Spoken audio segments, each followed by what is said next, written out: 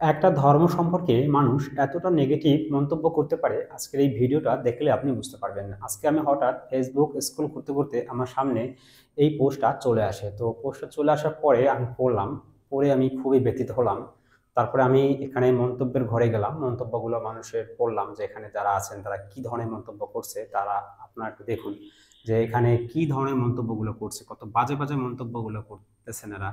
মানে আমি বুঝতে পারতেছি না তারা একটা ধর্মকে কেন এতটা হেয় করেন। আপনাদের কোনো কিছু জানা থাকতেই পারে, তবে সেটা আপনি জেনে নিতে পারেন কোনোভাবে।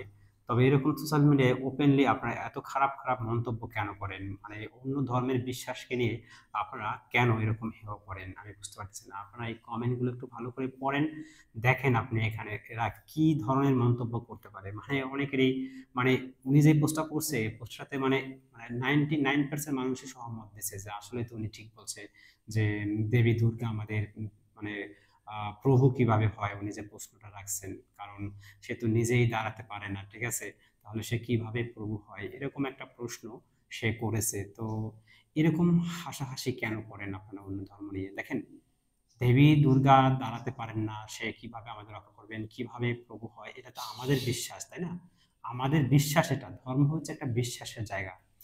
আপনাদের আগে জানতে হবে যে দেবী দুর্গা উনি কে, কেন এই পূজাটা করা হয়। আপনারা এর মাহাত্ম্যটা বুঝেন, তাৎপর্যটা বুঝেন যে কেন আমরা তাকে পূজা করি।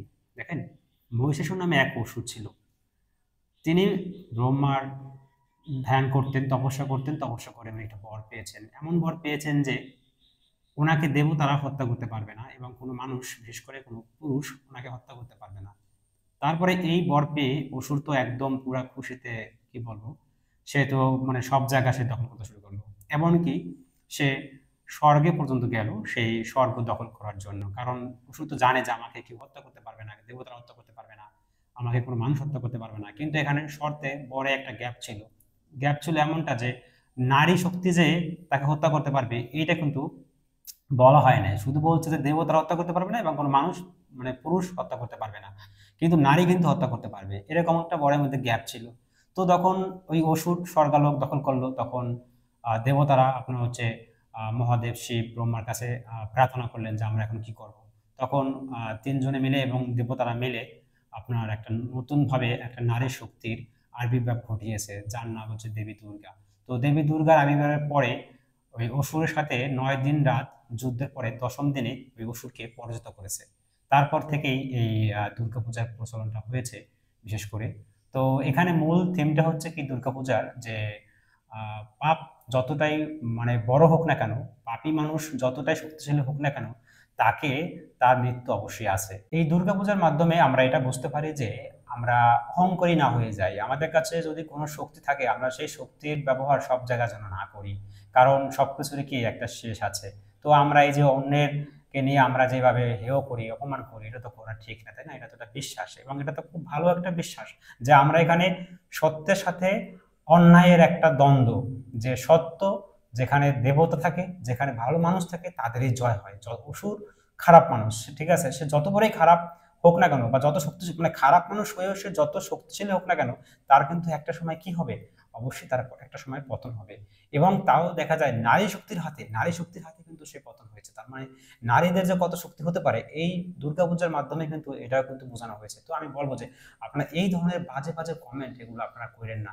এটা ধর্মীয় বিশ্বাস, কে কিসের মাধ্যমে দাঁড়াতে পারলো বা না পারলো এটা তো আপনার দেখার বিষয় না। আপনাকে কেউ কোনো ডিস্টার্ব করছে, করতেছে না। তো এটা তো আমাদের বিশ্বাস, এটা তো আমাদের লাগে, তাই না? আমার ধর্ম। এরকম যদি আপনার মন্তব্য করেন আমাদের খারাপ লাগে না? অবশ্যই আমাদের খারাপ লাগে না। আমাদের খারাপ লাগার কোনো দাম নাই আপনাদের কাছে।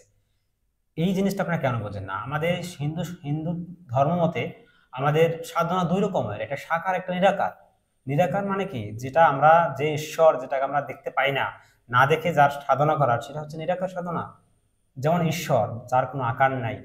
আবার সাকার কি, যার কোনো একটা আকার আছে। যেমন দেবী দুর্গা, এ কিন্তু প্রভু না, এ কিন্তু ঈশ্বর না, দেবী দুর্গা কিন্তু ঈশ্বর না, জাস্ট একটা একটা শক্তি।